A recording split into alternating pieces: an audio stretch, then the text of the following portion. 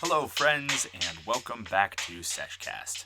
My name is Goldilocks. This is Seshcast, a cannabis podcast for cannabis sessions.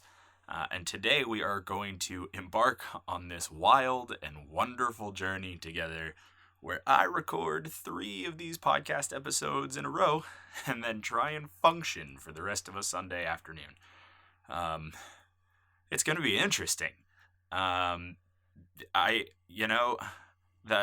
I'm going to go ahead, I'm going to take a hit really early on in this, and then I'm going to explain a little bit about what's going on. So, whatever it is you're doing, I hope you're enjoying it. If smoking along is the thing you like to do, man, I hope you're doing that too. I'm going to hit this, and I will be right back. Cheers.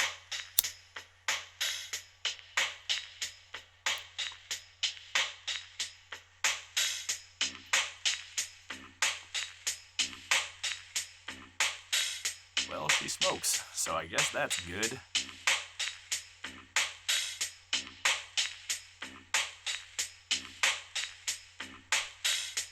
So, this is Seshcast. Welcome to that very early introduction.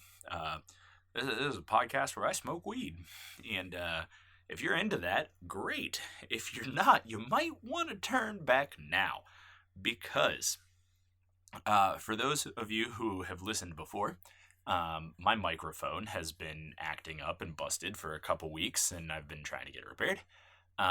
For those of you just tuning in, that's the piece you missed. For those of you who have listened before, you know that. So, long story short, I need to send my microphone away to get repaired, and it's going to take a week, maybe 2 weeks, hopefully not 3 weeks to get it fixed and repaired and sent back in my direction. So I needed to record a bunch of episodes today, and I needed to backlog some stuff, which is what I am doing right now. To be specific, I needed to backlog 3 episodes. So if you've listened to this show before, maybe you're catching my drift here. If you're new, how this show works is that I sit down and I pick a topic to talk about, and then I smoke a bowl. And then I turn my microphone on and talk about that topic and smoke another bowl while that's happening. And so for me to record 3 episodes in a row means I need to smoke at least 4 bowls. Now, yes, there are some of you naysayers out there saying, no, sir, that means you need to smoke 6 bowls if each episode requires 2 bowls. And to you, I hear you, and I say, I'm broke, and I can't, weed's expensive, straight up, man. Taxation, whole 9, like inflation, everything. If you didn't realize, you don't just walk into a legal state and suddenly oh my gosh, weed is so cheap. I mean, yeah, maybe it's cheaper than where you buy it because supply, demand, black market stuff. Yeah, but that doesn't make it cheap, Not sometimes. Sometimes, yes, you find very cheap weed. I get it. But if you're looking at good smoking weed, decent stuff, it still costs money. It's not free. So I can't afford to just smoke 6 bowls in one day. That would be a large majority of my stash and would really bum me out because I don't have that much money to pay in weed. So that was thing 1. Thing 2 was I kind of figured if I have to smoke a bowl before each episode and I do 3 episodes in a row, then I'm always smoking a bowl before I record a new episode as long as I smoke a bowl in the beginning. So thus, I'm smoking 4 bowls today, and I'm starting on number 2, and if you can't tell, I'm already very, very high.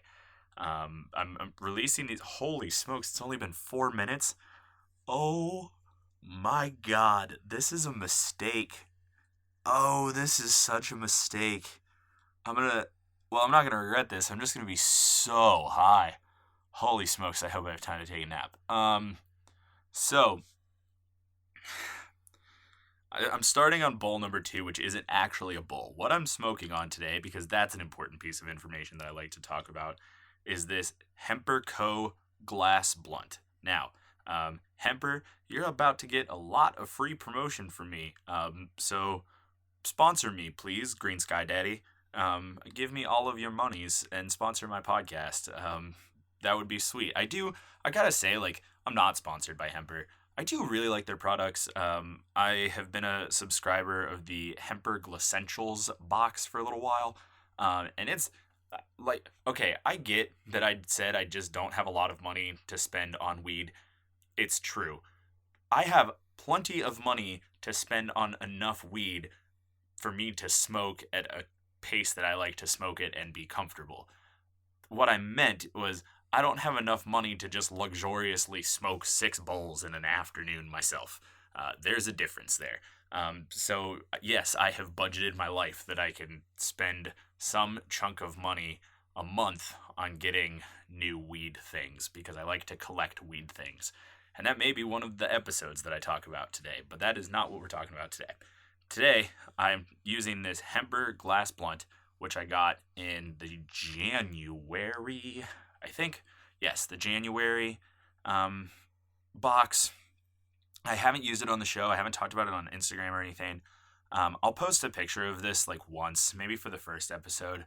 I don't think I'm going to post 3 pictures in a row of this one blunt. Sorry, Hemper. That's why you should sponsor me. Then maybe I would. But, I don't think I'm going to post that many pictures. Once is enough. But it is kind of cool. Like, so if you don't know what a glass blunt is, it's this crafty little marijuana device that works like a blunt.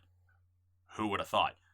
It's basically a tube. You put a whole bunch of weed in the tube, and then there's this sort of straw-like device on a plunger kind of thing, and you pull it down to the bottom, you load all your weed in there, and then you smoke the weed, and as you smoke the weed, you kind of plunge it out like a syringe, and then the ash plops out, and you've got green weed at the tip of your, quote, blunt. So there, glass blunt, that easy.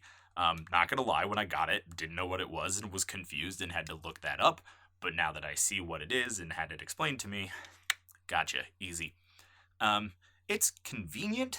It's not something that I use very often, but when I need to sit down and smoke 3 bowls worth of weed in not a lot of time in one afternoon, I don't want to spend a bunch of time re-grinding and repacking bowls and ashing bowls and everything, and that would have meant I would have had to get 3 different bowls out or something like that, or just smoke on the same bowl for one episode, and which is literally exactly what I'm doing, but I'm cutting out half of that time because I packed all of it in the beginning. There is a boatload of weed in this thing. I don't know how much. I should have measured it. I would say safely over a gram. I'm probably going to say that and then like look up the dimensions of this glass blunt. It's going to be like, oh, it holds 1/4 of a gram. And everybody's going to be like, nice going. But I don't know. I think that it's over a gram. It looks like over a gram. It's kind of scary looking, knowing that I'm sitting down here in a room in my basement alone to smoke this entire thing. So basically how this is going to work is I'm going to record this episode and then I'm going to hit pause on the recording, save the file, do a new recording, and then boom, I'm going to start the next episode. And I'm just going to smoke through this whole blunt. To you, that's going to feel like it takes 3 weeks. To me, it's going to feel like it takes 15 years. But that's what it's like when you're high. Realistically, it's only going to be a couple hours for me. So, I'm sorry for what happens 3 weeks from now because I don't know what it's going to be. But I'm sure it's going to be interesting. But thus is the nature of Seshcast. So, today's topic. Well, okay, you know what? I just said all those things. Let me take a hit, and then I'll talk about today's topic. I do have a lot of weed to smoke after all. Cheers, friends.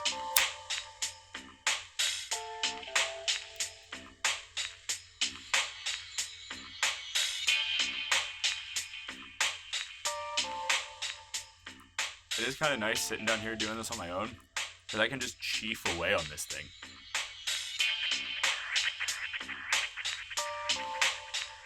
You know, I don't have to, there's no, like, blunt ethics or, like, smoking etiquette. I can do whatever I want. That's kind of nice. I should pull this ashtray over here a little bit. And you know what, Hemper? Maybe I'll post a picture of this and give you a little love, too. I'm using your little, your little cachet thing. It's this silicone like D-bowler ashtray. Quite convenient. That will be that'll be another episode's picture for sure. I do like it, you guys.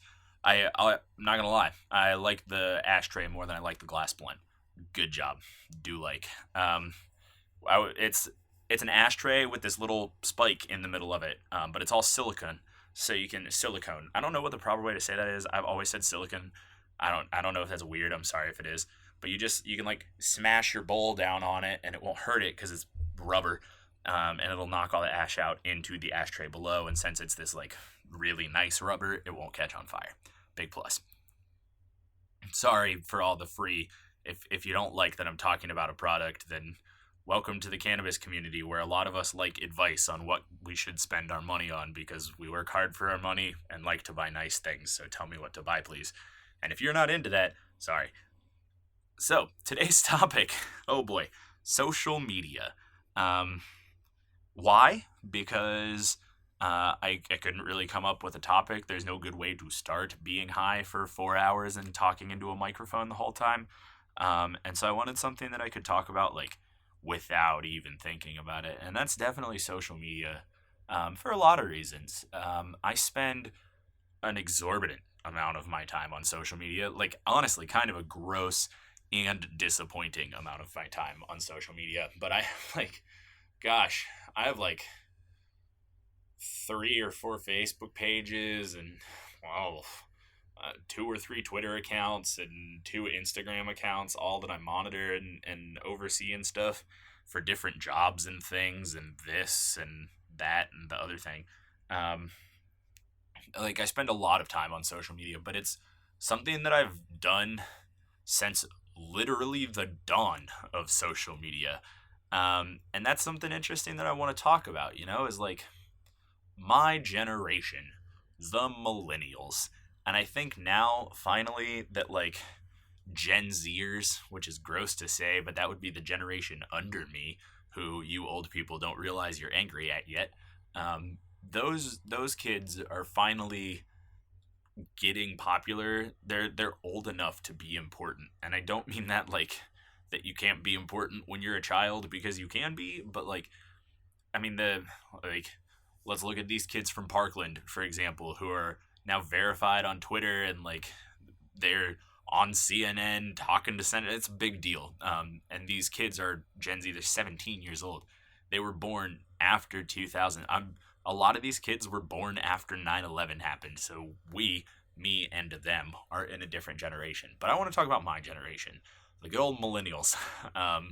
Not because I'm gonna talk down on them, because man, I've been talked down to for too long. But no, we were there when social media started. We are the social media generation. I believe that wholeheartedly. I think that some people argue that social media is for kids, and I disagree with you.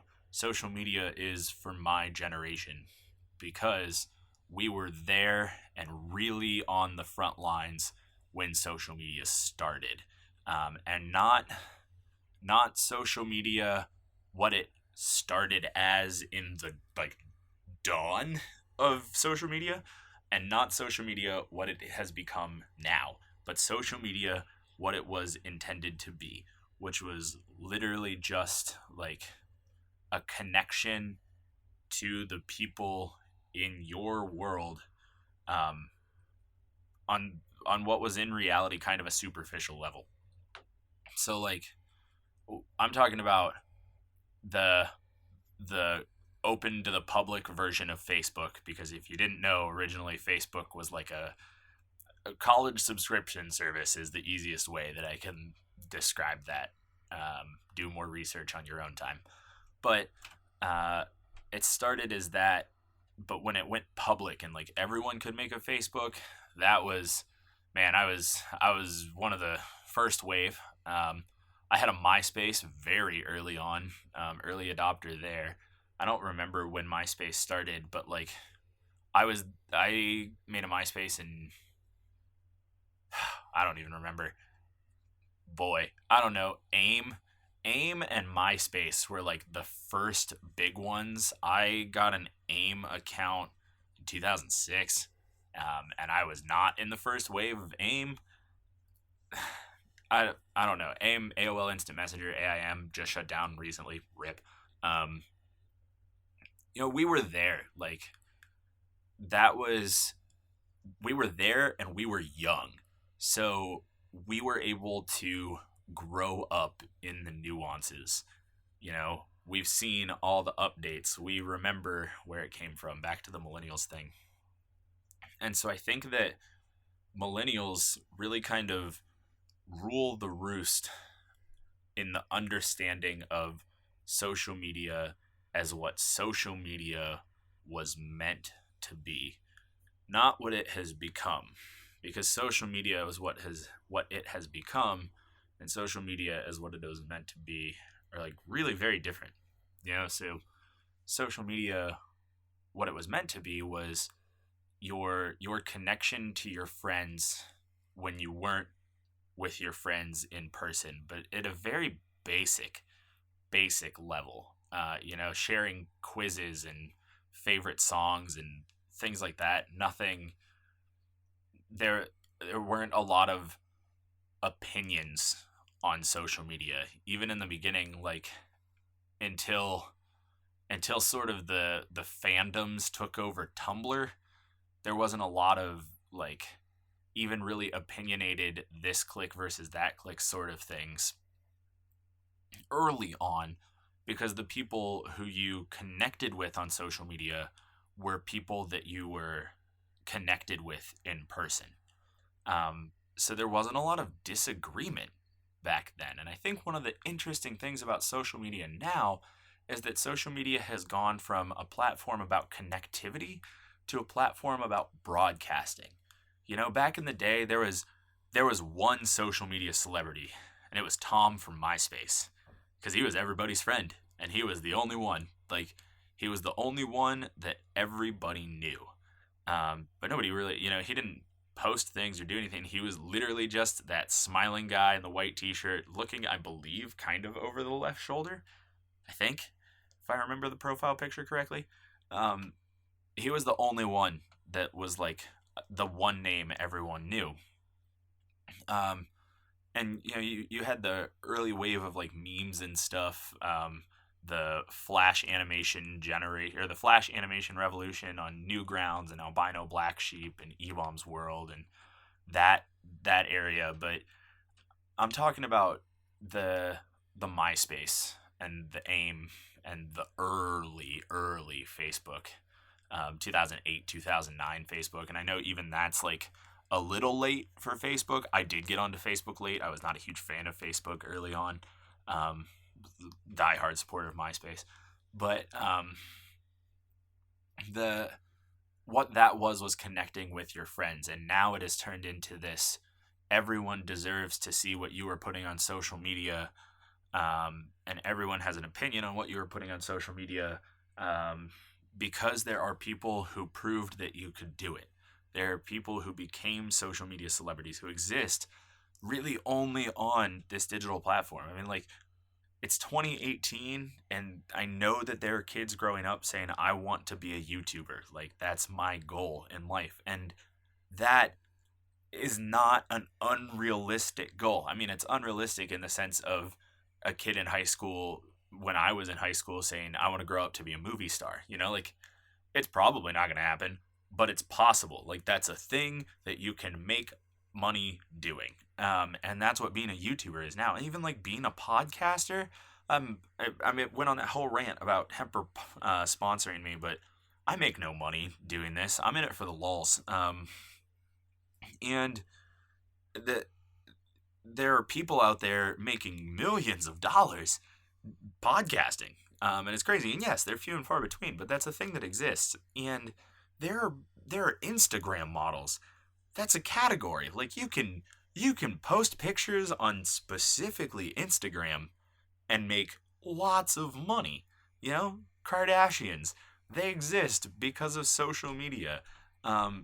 Josh Peck from Drake and Josh and all that back in the 2000s, he had a resurgence because of Vine. Like, that social media has turned into a way to broadcast yourself for the eyes of everyone. And that's something that's weird to me, and one of the reasons that it confuses me when people get upset when other people like unfriend people or stop following people or block people on Twitter or stuff like that. And I don't know how long it's been since I've taken a hit, but I have a lot of weed to smoke. So I'm gonna take a hit of this. I'm gonna ash a little bit of this out. Oh gosh, I should have been doing this while I was talking, and I wasn't. And now I'm stalling.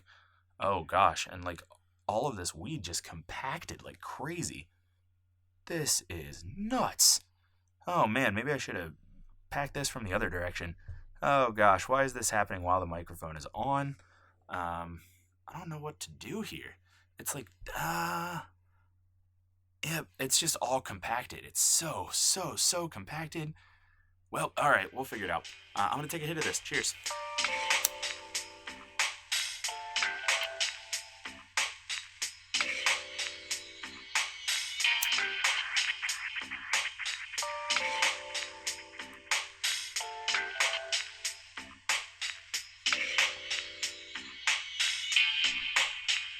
Yes, see, here's the problem. I tried to ash it out, and it pressed my weed together too much. And so I can't draw. I have no inhale. I need a long, pokey thing. Aha. Yeah, so I'm gonna work on doing this so I can continue to smoke. But anyway, this is one of the other reasons I don't use glass blunts.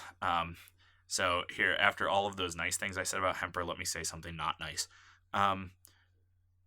Hemper, I know you've got this whole plunger thing going on, and it's kind of cool. I dig it. It works. But if you've really finely ground weed, or I don't even know like all the situations in which this would happen, but like basically I have a blockage, and it's because I tried to ash it, and there's this plungery style of glass blunt, and then there's the like twisty style that has like how can I explain this? Has like sort of a corkscrew inside of it. So as you want to ash, you twist your corkscrew at the bottom, and it sort of spins your weed out the front. Versus this, where you have to kind of pound weed out. That's the only way that I can explain that. So I'm gonna have to pause this recording here so I can figure this out, because I can't smoke right now. So unfortunately, this will be the first time I've ever really had to pause Seshcast to you. It'll just be back in a minute, but I'm gonna take some time. Be right back.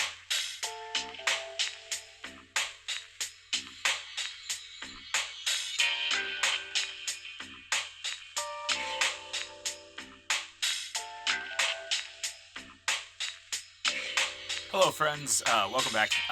To you, mere milliseconds and a slight musical interlude, probably an opportunity to take a hit. To me, nigh 20 minutes of the weirdest problem ever. So I've got to give credit where credit is due. I don't think that this was a Hemper glass blunt issue. I think this was a my weed issue. It was weird. It like, so you know, you got this plunger forward thing with the Hemper glass blunt, and it works. Like I was saying, you know, it sometimes sticks your weed together a little bit and compresses it, but like not like what just happened. I have never had an issue like that before, where it literally like, I mean, it pressed my weed so tightly together because my weed would not move. Like it was, I don't know if it was wet or something, or if like there's extra moisture. I don't really know, but I literally had to like push weed out and then break off little pucks that I had to then re-put through my grinder, so that I had weed to smoke. It was weird. And you know what? Maybe I shouldn't smoke this weed. Maybe it's bad weed. I don't know, but I'm smoking it anyway. So I've packed like maybe here just half a little bowl. It's not my favorite bowl. I'm not even going to talk about it. It's just I grabbed it because I needed a bowl to smoke out of. So I was talking about social media. Straight, I don't remember where I was. So I'm going to take a hit of this, and I'll jump back in and talk about social media some more. Yeah, cheers, friends.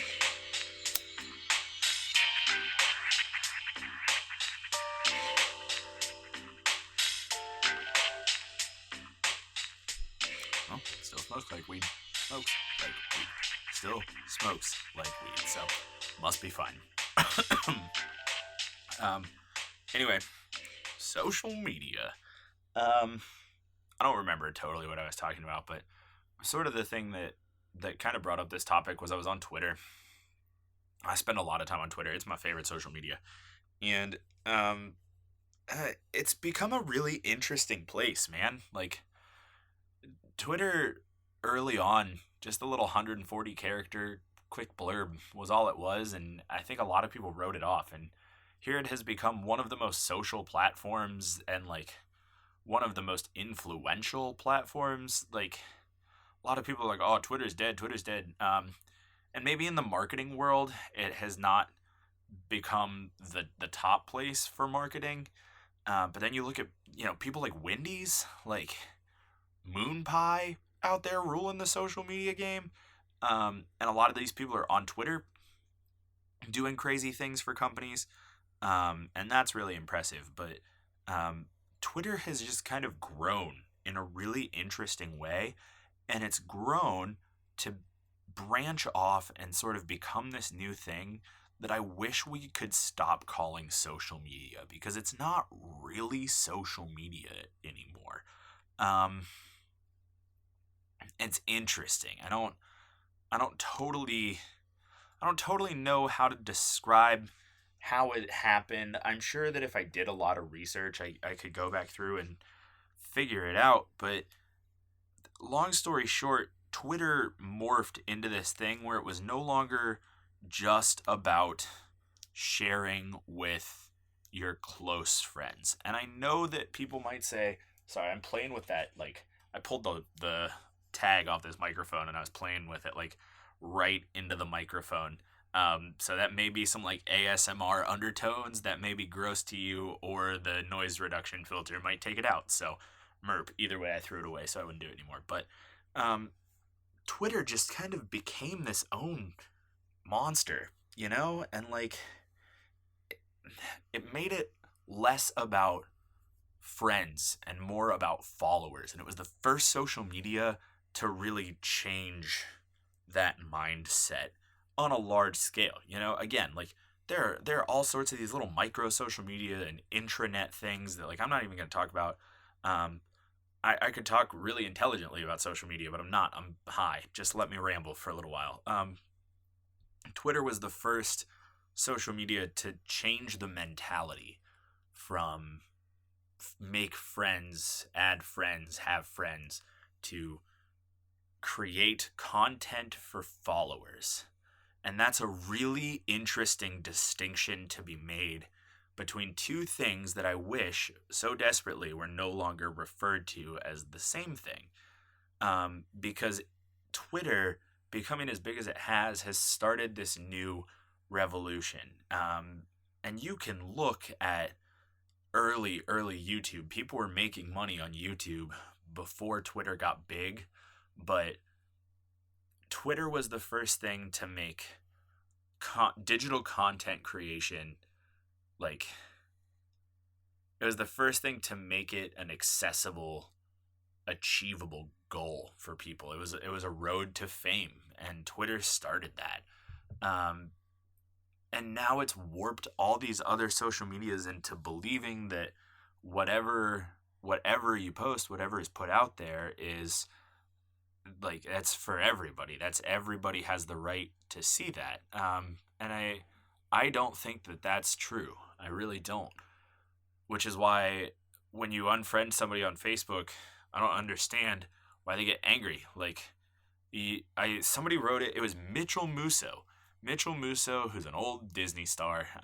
It was him on Twitter, and he said, like, just because I unfriended you, it doesn't mean like you won an argument or anything. All it is that I woke up and realized that your negative attitude is not something that I want to have in my life, nor do I feel like it gives you the right to see what I put out. And it's a perfect way to say it. Like, social media was not designed to be this new, or like, it was not designed to be this open source billboard for everyone to just judge your thoughts and actions. Now, there were always ways that you could put that out there, but it wasn't it wasn't the microscopic inspection that it is today, like nobody was combing through everything you said with a fine tooth comb to find the opinions that differ from theirs, which I almost feel like is what happens on social media now. Like,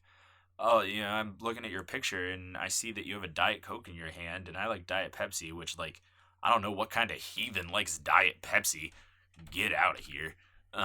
But I look in your hand and I see that in your picture, and then, like, suddenly, uh, I'm disinterested with you or whatever. Like, there, I want to argue with you. I want to comment, like, but Coke is better or something on your photo. Like, social media has become this show of dominance to incite difference in people, and it bums me out because it just wasn't what social media was supposed to be.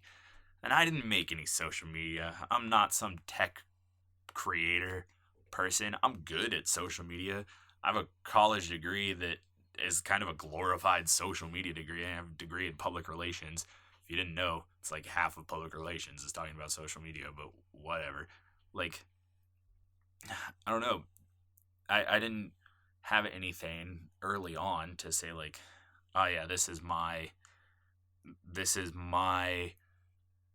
sorry, I got confused. Let me back up. No, I didn't do anything early on in social media to say, like, I have some sort of right or opinion to say this is what social media is meant to be, but I'm going to say it anyway.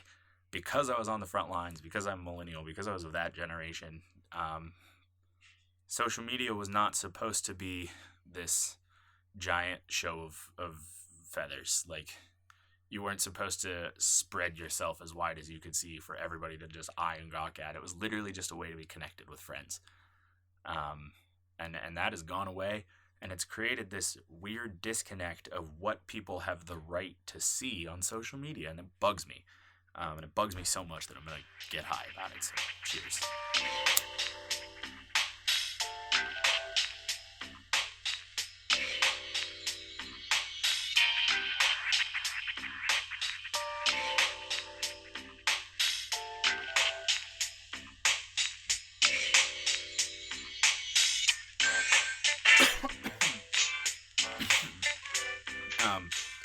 It irritates me because I don't see why everyone feels like they have the right to be friends with everybody on Facebook or to follow everybody on Twitter or all these things. Take a drink real quick.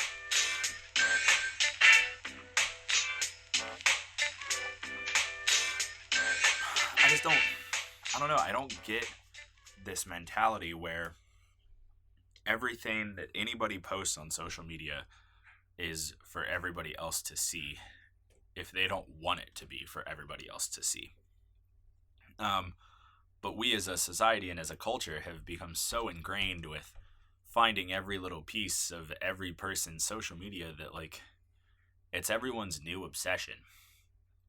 And I wish that it wasn't that way, because I think something that I said earlier is important. Like, social media incites difference. Like, it is a platform that is almost inherently designed to point out things that people don't have in common, because it was created in an attempt to bring common people together. Like, that was the point of social media in the beginning, was like, we're friends, we have these things in common, let's come together. And then slowly it evolved into, hey, we're friends and we have this thing in common, let's meet these other friends that have other things in common, and then we can all be friends together. And that was still on the right path, but, like, you can't do that and then not also inherently do the opposite. Like, it's the equal and opposite reaction. It's the yin and yang of everything. Is that if you create a group to bring people together, people who don't have the core values of that group in common with the people in that group will join their own group and make their own thing. And sometimes that's as simple as Marvel versus DC, and then sometimes that's like the KKK versus everybody else. It's like, and so we see it on Twitter now with the NRA fighting 17-year-old kids. Like, what's going on, man? What happened? We went from this whole thing designed to bring people together to something that is tearing people apart.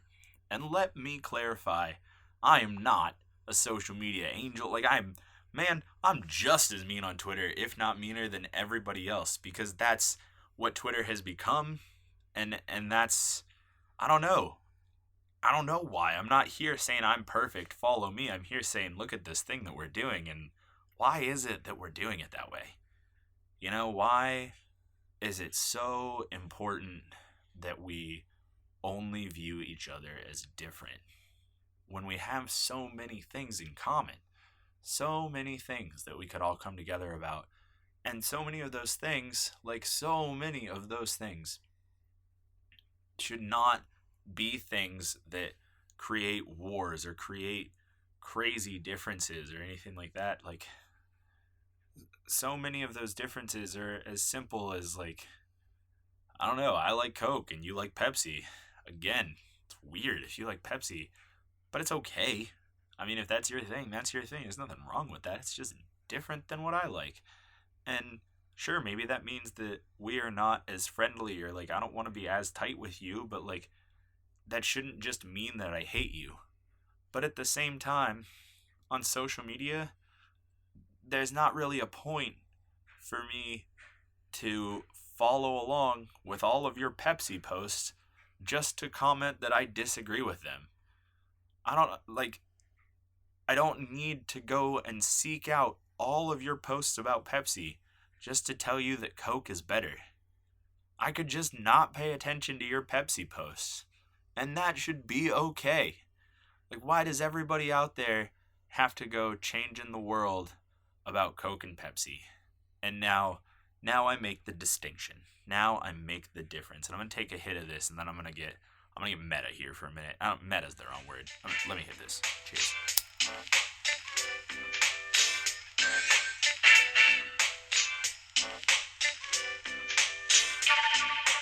That's the difference. There are polarizing opinions there are polarizing differences that, like, you should be trying to change people's minds on. I'm going to try. I probably will go into differences or opinions that I have that, like, I think are worth following. Maybe I'll do that as the next episode today. I don't know, but like, there are some opinions that are big deals. Human rights, racism, things like that. Those are things you should be trying to change people's minds about in the right way. And I'm not saying that fighting on social media is the right way. In fact, I think fighting on social media is kind of the wrong way. But what I am saying is that social media has made every difference into a difference of a human rights category. I kind of lost the beginning of that sentence as I was in the middle of it, so I don't know if I said all that correctly. But like, we've raised every small disagreement to the biggest, highest level to point out, like, this is, like, just, gosh, I'm struggling so hard to finish this sentence in the way that it is in my head.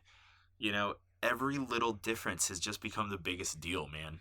Every small thing has become a reason to fight someone else about, and I don't understand why that is. Because it wasn't what social media was meant to be, and like, us millennials, man, we were there. We were kids when it started.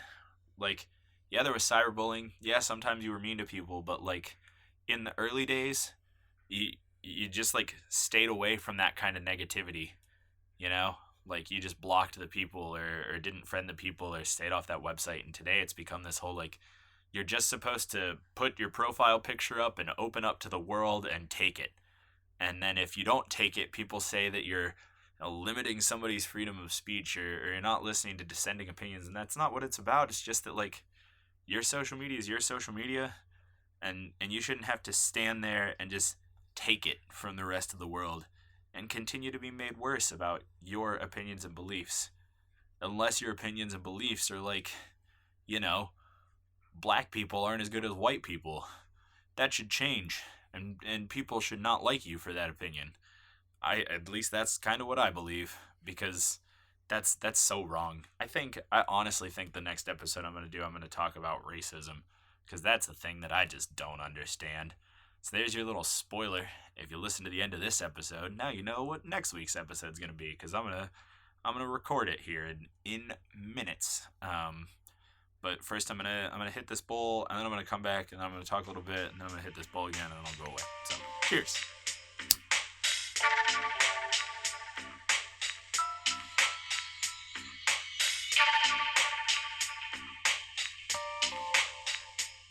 So I have another episode to do. And I have another episode to do after that. So tune back in for those two to see how I sound after smoking 4 bowls, because it's gonna be a ride, I'm sure. But you know what? Thanks for coming on this little ride. Thanks for starting this weird little 3-episode journey that I'm going on. I don't know, man. We're gonna see where it goes. But thanks. And yeah, this is Seshcast. It's a thing that I do. I get high and I talk about stuff, and if that's the kind of thing you're into, then I'd appreciate it. If you came back, because if you like it, I hope that I continue to make things that you like, and I'm gonna try and keep doing that. And if you know somebody else who might like this kind of thing, feel free to let them know about it too. I'm getting to be pretty much everywhere podcasts are now: iTunes, Spotify, SoundCloud. That's Seshcast. Where else am I? Oh, YouTube. I'm on there. I got an email this week that I'm on Stitcher now, so that's exciting. If Stitcher's your jam, you can listen to me there. I don't know, pretty much everywhere. And I'm on Instagram. Talk about social media. I'm on Instagram at Seshcast. Go look at pretty pictures of my things that I smoke with. But that's about it. You know, I don't know. I'm gonna get out of here, and then I'm gonna click save, and then I'm gonna do another episode. And it's gonna be interesting, but I hope that you're here for it, and I hope that you enjoyed this. And I hope that you enjoy the rest of your day. I'm going to cheers on that here. Cheers.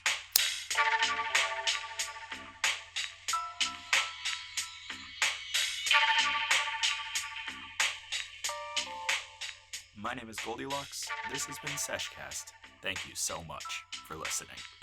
Oh man, messed it up.